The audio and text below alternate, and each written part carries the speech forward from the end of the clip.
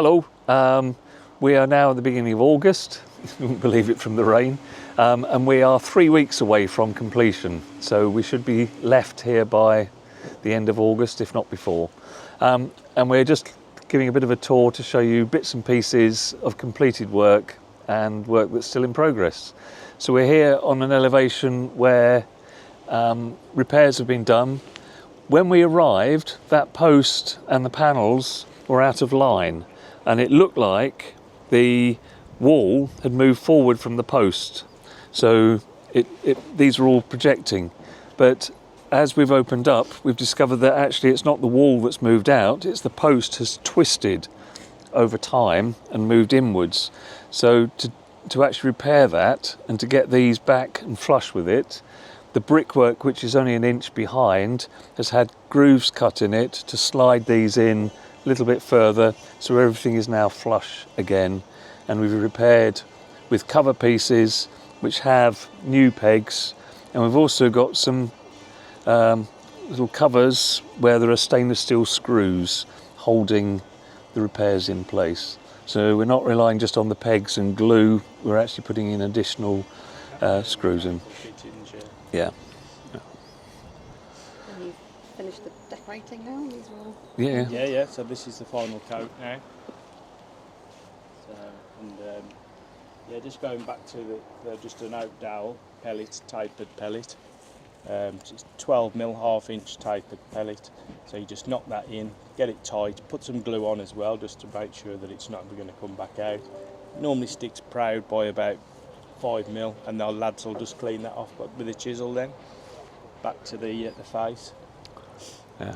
And what shall we go and have a look at now? We'll go and have a look at further repairs. Can I just point out these beautiful repairs here done by Jeff, and you can see the care and attention that's gone into making those fit.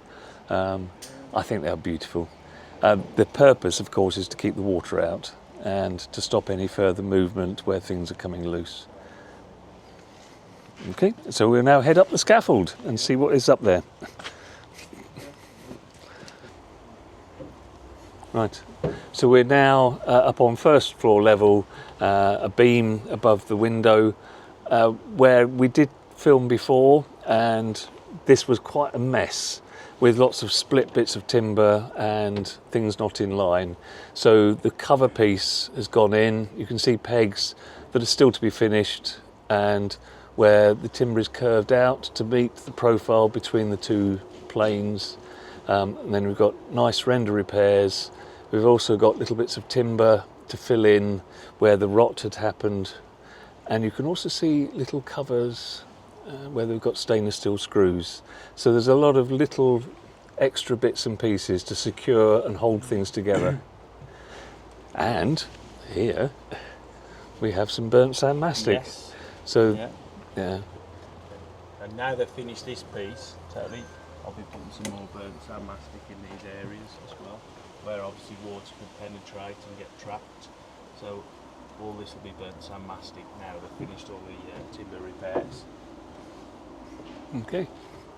And then, should we keep going? This is the other end, another repair, beautifully done. And again, you can see where stainless steel screws have been used to secure everything and hold it together. Because this piece of timber was actually pretty split and badly eroded in places. So we're just securing it and making sure it's sound again. Yeah. And then just general burnt sand mastic again, now that all the repairs are done. Okay. Do you want us to mention these? Yeah, so it was a slight puzzle to me why somebody put in a diagonal brace on this wall, and then I turned around and realised there's a similar one on the end wall there, and it was kindly pointed out to me that this is actually where there was a veranda planned in the original design. So this is where a sloped roof would have sat, and there's no evidence that was ever built. So this is just an interesting foible of the original design, never finished, but put there for future use. It's going in that gap. And then we go in that gap. Oh. Along there, so we're going to put, where it gets quite wide, we're going to put an oak sliver in along there. and then we'll do just a thin bead of mastic there, which is the same colour as the lead, which is what we generally use now. It's just a lead mate pointing. But obviously that gap's too wide just to fill it with mastic, so we'll be putting a piece of timber in there. And as we walk round, you'll see previous generations have put in slithers of oak. We have this slightly odd detail on this elevation where there are two horizontal timbers. Normally you'd only do that if you were going to jetty the building out. And although there's a very slight projection, it's still very odd to have the two timbers. And this shows how much they've separated since it was built. And it opens up here above this downpipe, and it opens up again at the far end around that downpipe. And I think this is evidence of structural movement. The upper frame has stayed in place and the lower frame has dropped slightly, potentially because of the drains leaking, and that's a potential phase 4, sorting the drains. So obviously Andrew's done this repair now, so on the previous videos, obviously this was open and you could see all the brickwork at the back, and you could physically just get your whole hand in there. That's how much it had moved away. So that's obviously quite a deep splice that we've put in there now, and we've had to shape that as well. So it's all up and down, which is, the lads have done brilliant really to get that as it is. And obviously there's mechanical fixings as well with the tapered oak pellets. So that's a finished product now as well. And obviously all the panels are finished now and decorated, and there's general burnt sand mastic. So yeah, so this is a finished area as well now. I don't want to be on YouTube. So while we stood here, I really must point out these beautiful repairs. I know I've gone on about them elsewhere, but I do just think it's wonderful to be able to piece in like that. So all credit, Jeff. Thank you. We're now filling in vertical joints between the quatrefoils where there's been shrinkage. And so what Jeff is doing is banging in bits of wood. Yeah, banging in bits of wood. And then cutting them back. Yeah. So but it's a quite a careful banging in, and it's getting it all balanced. And so there's quite a lot of tweaking in the same way as the curved ones. You need to make sure it fits snugly like a glove. And we're then going to cut back once everything is secured and glued. Yeah, there you go. And there's a after.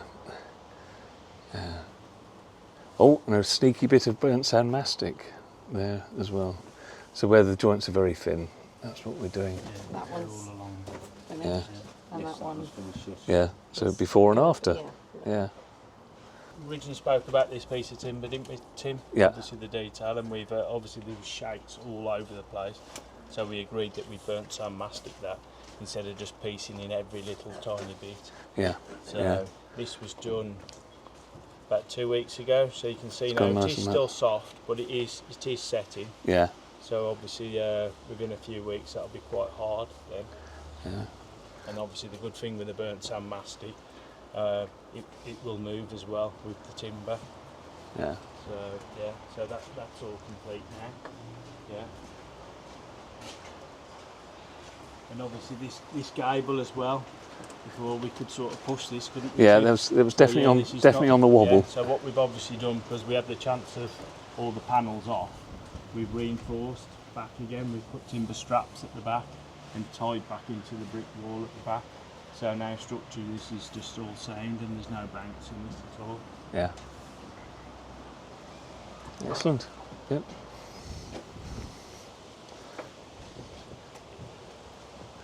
So just as we walk past this gable, I think it's worth pointing out the beautiful pointing.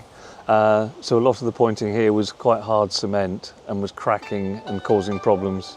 We've now got a lime mortar based mix, and yeah, it's looking good. And the same with this. Yeah, and the same with the other elevation. That gable has also all been pointed up. Again, I mean, it's not just a visual thing. It does stop water percolating in the edges of the tiles and then getting under the roof. So it's a very practical and useful thing to do, but it's nice when it's beautiful as well.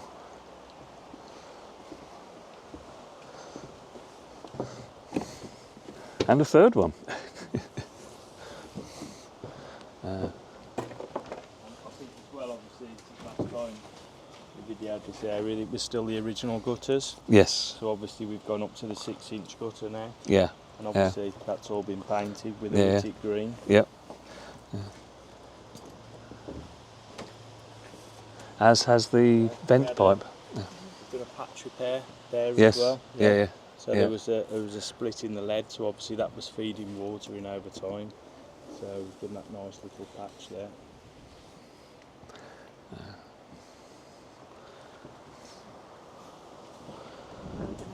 So we'll head up to the chimney. Yeah. So yeah, the extra chimney as we call it.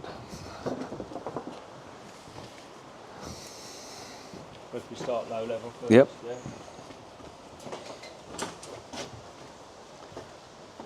Yeah, because I think we've got 100% repoint on this, haven't Yeah. we, Tim? Yeah. Yeah. Obviously it's been pointed in the past, as you can see. But it obviously wasn't pointed very deep, really, not deep enough.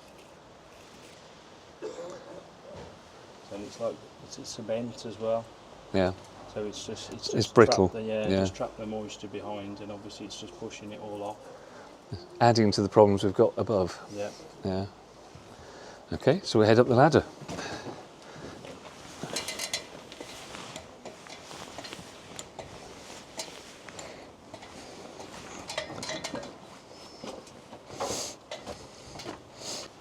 Okay, just a little detour to show you these bits of lead which have been cut, and it's not just a pretty flowery pattern.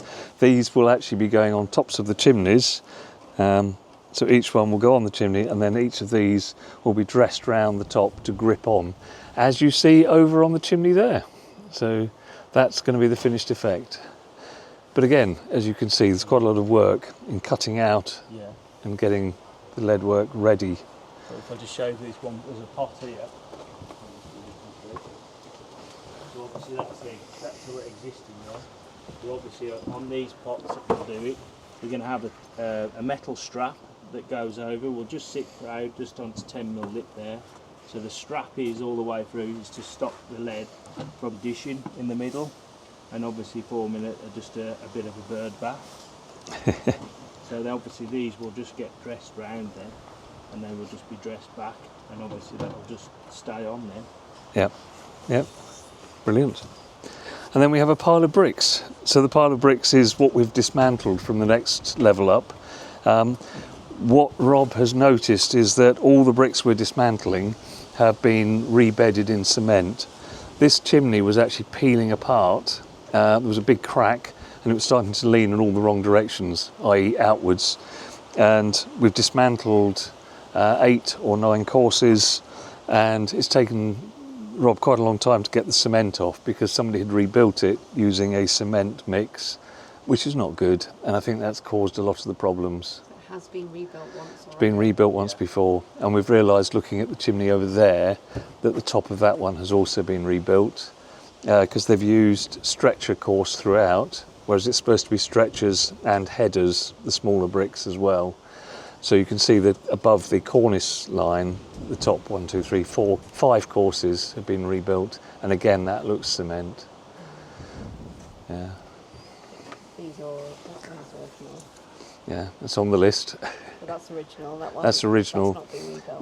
Well, I think people have been there and done little cappings and bits and pieces, so I wouldn't say it's definitely all original. No, it looks like it's had some pointing done. Yeah, yeah. We'll know when we get there. Okay, so we head up the next level. Yeah. Yeah.